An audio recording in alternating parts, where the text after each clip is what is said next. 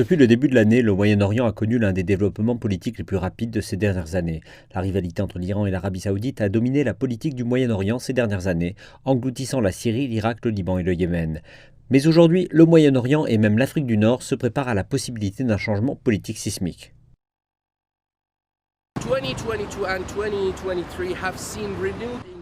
2022 et 2023 ont vu un engagement renouvelé entre les États du Golfe Persique et l'Iran. Les pourparlers de cette année, négociés par la Chine, ont vu l'Iran et l'Arabie saoudite rétablir leurs liens diplomatiques pour la première fois depuis 2016. Cela intervient après que les Émirats arabes unis ont également rétabli leurs relations avec la République islamique en août dernier.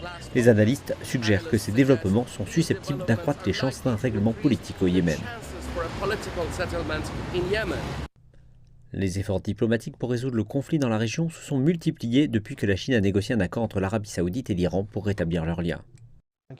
Les pays de la région tentent de résoudre leurs problèmes dans ce nouvel environnement en vue de consolider leur position dans un nouveau paysage international influencé par la Chine, alors que nous voyons la Chine devenir un acteur international clé. L'étendue des développements politiques positifs a été au-delà de la région du Golfe Persique, car l'on voit que l'Égypte et la Jordanie ont envoyé des signaux amicaux à Téhéran. Les analystes estiment que le récent accord irano-saoudien pourrait favoriser la stabilité dans l'ensemble du monde arabe. Le règlement des tensions entre l'Iran et l'Arabie saoudite améliore non seulement les relations mutuelles, mais contribuera également à résoudre la crise au Yémen. Cela affectera de façon positive la situation dans des pays comme la Syrie, le Liban et l'Irak.